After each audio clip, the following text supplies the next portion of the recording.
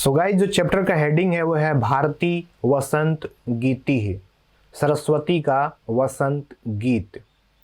अब यहाँ पर मैं सबसे पहले आपको आसान करने के लिए चैप्टर को पहले सरलार्थ पढ़ करके सुना देता हूँ।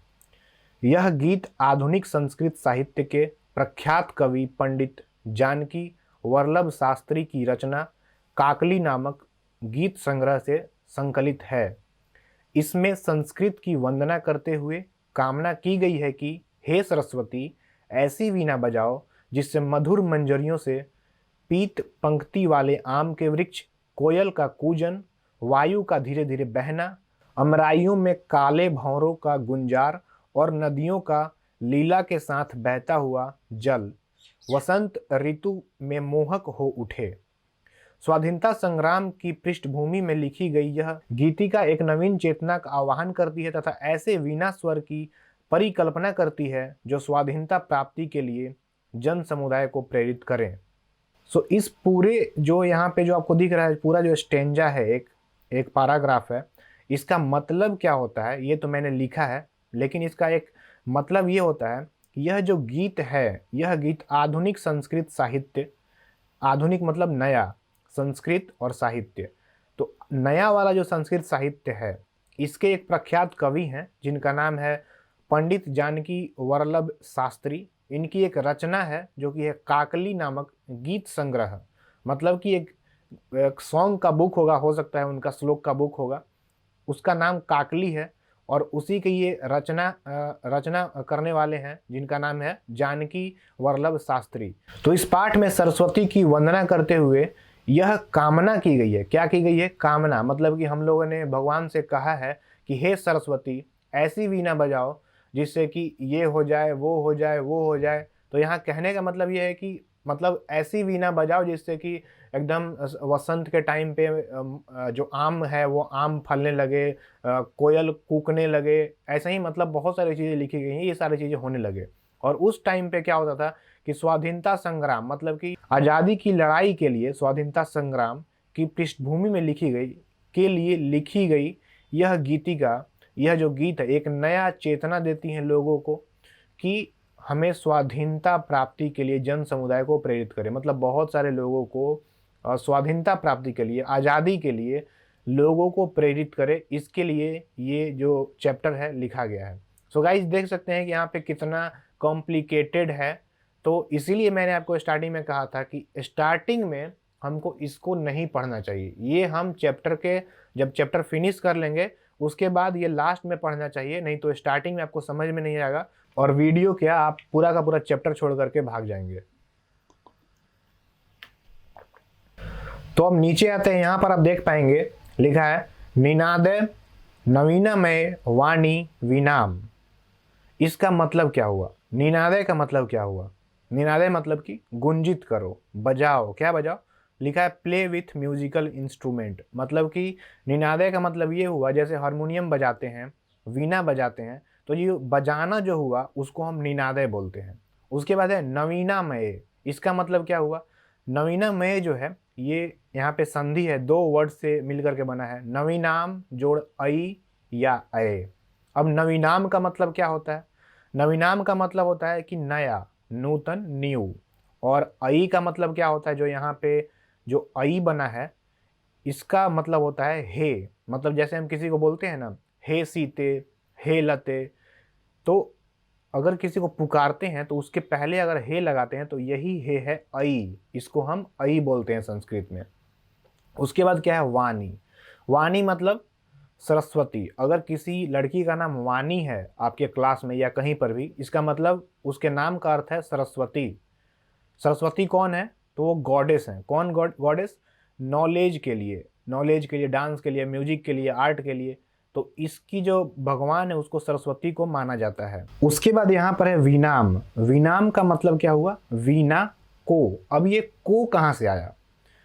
को कहाँ से आया? तो इसके लिए हम चलेंगे, जैसे कि ये वीणा है, वीणा, इसमें क्या लगा है? म। तो ये को कहाँ से आया इसके लिए आपको जानना पड़ेगा, इसका विभक्ति, वचन, ये सब चीज़ जानना पड़ेगा। तो इसके लिए हम चलते हैं कहीं पे गूगल में और यहाँ पे मैंने सर्च किया वीणा शब्द रूप। तो वीणा तो शब्द रूप नहीं आया, कोई एक माला करके आया है, तो यहाँ पर देखिए जैसे कि माला, माले, माला, मालाम, तो विनाम भी उसी तरह है और मालाम भी उसी तरह है। लेकिन यहाँ पर देखिए षष्ठी विभक्ति में है एक माला नाम, तो यहाँ पे जो ये वाला नाम है ये षष्ठी में आता है, लेकिन क्योंकि जो मेरा वीणा है इसका मूल रूप क्या है, वीणा, तो इसमें दो बार न तो नहीं आया, तो इसके लिए ये द्वितीय विभक्ति ही है। और द्वितीय विभक्ति में आपने कर्ता में पढ़ा होगा कि कर्ता ने कर्म को, क्या पढ़ा है, कर्ता ने कर्म को, तो वहां से को आया है क्योंकि ये द्वितीय विभक्ति है। द्वितीय विभक्ति कैसे पता चला, तो हमें पता चला, हम जब इसके शब्दरूप को देखें तो शब्दरूप में हमें पता चला कि यहाँ पे ये द्वितीय विभक्ति है। सो गाइज ये मेरा माइंडसेट है कि मैं कैसे पकड़ता हूँ कि सेंटेंस क्या बोलना चाह रहा है। उसके बाद हम चलते हैं मृदुम पे। तो मृदुम का मतलब होता है मधुर, कोमल। अब ये जो है मृदुम, ये हो सकता है कि जैसे कि फलम है, या बहुत सारे ऐसे वर्ड्स होते हैं जो कि आमतौर पे वही रहते हैं और उसमें आपको ज़्यादा दिमाग नहीं लगाना पड़ता है। जैसे कि यहाँ पे गाय है तो गाओ। आप बहुत सारा संस्कृत का जो डीप जो रहस्य है उसको आप अभी भी नहीं जानते हैं, ना ही मैं जानता हूँ। जितना मैं जानता हूँ उतना मैं बताने की कोशिश कर रहा हूँ। जैसे कि मैंने बताया विनाम में, जैसे कि मैं आगे ही बताऊँगा, जहाँ जहाँ मैं जानता हूँ, जहाँ जहाँ मेरी बुद्धि काम करती है, वहाँ वहाँ मैं आपको बताना चाहूँगा कि यहाँ पे मैंने इस ट्रिक से इसको ऐसे समझा है। अगर आपके पास भी बहुत सारे ट्रिक्स हैं तो आप भी नीचे कमेंट करके बता दें कि यहाँ पर ऐसे होना चाहिए, ऐसे होना चाहिए।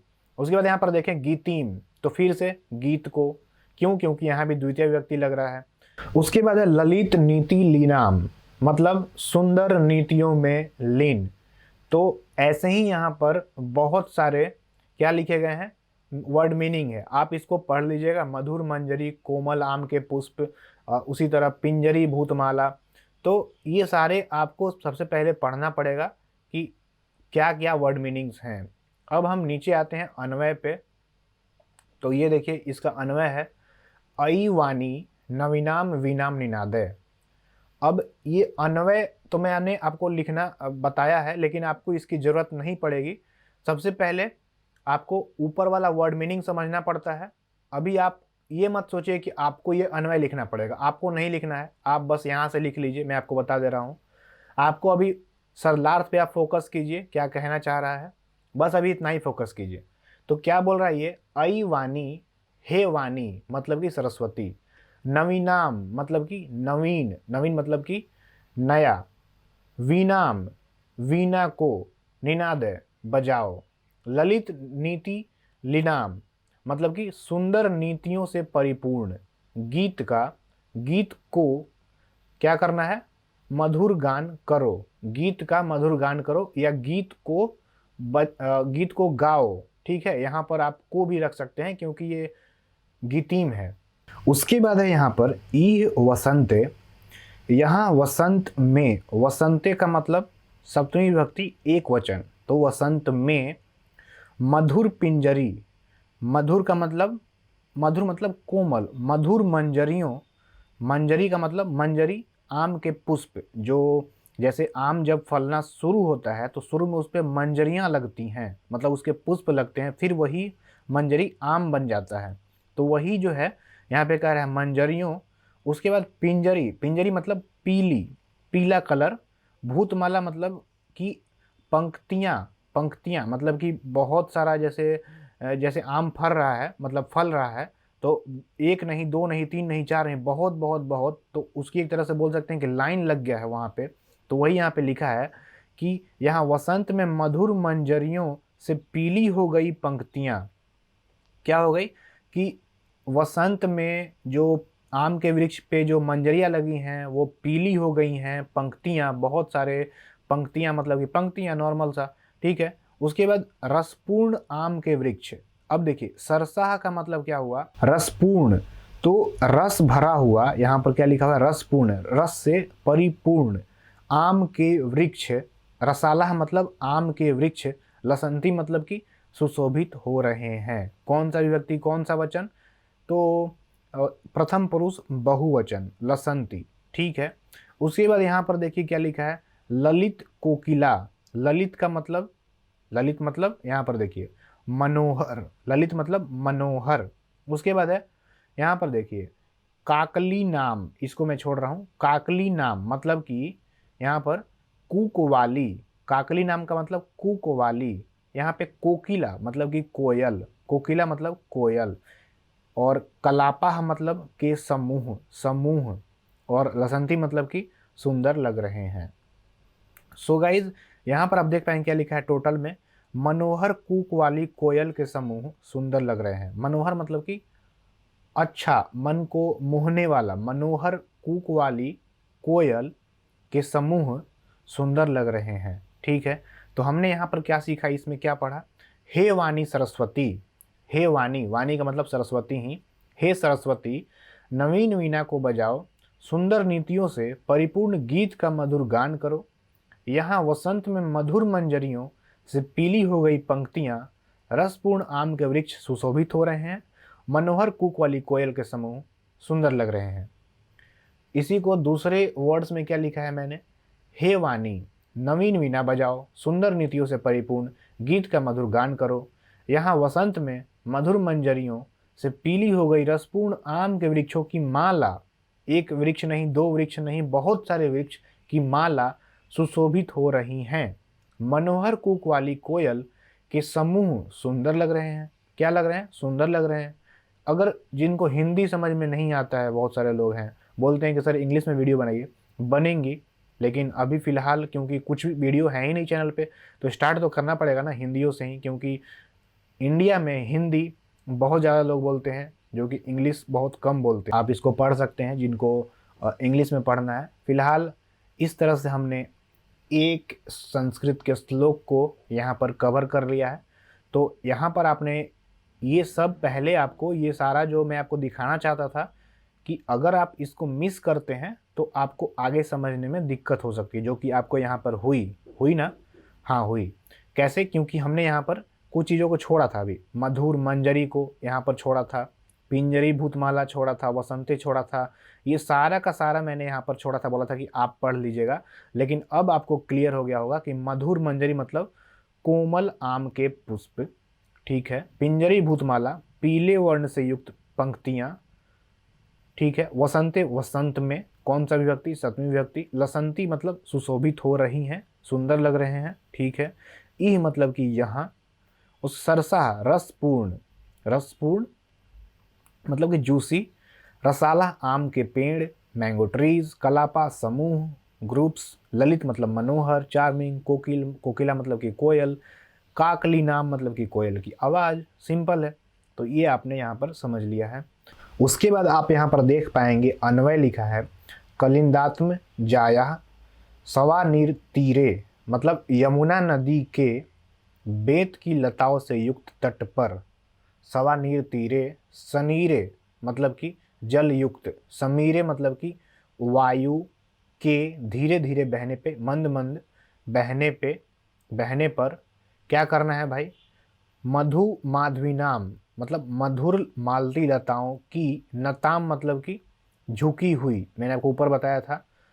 पंक्तिम अवलोक्य, पंक्ति को देखकर, अवलोक्य मतलब देखकर। अई वाणी नवीन वीणा निनादे, हे सरस्वती नवीन वीणा बजाओ। ये इंग्लिश में है, आप इसको पढ़ सकते हैं। उसी तरह यहाँ पे है। तो अभी क्योंकि वीडियो काफ़ी लंबा हो चुका है, तो इसको हम दो जो श्लोक बच गए इसको हम नेक्स्ट वीडियो में करेंगे कवर।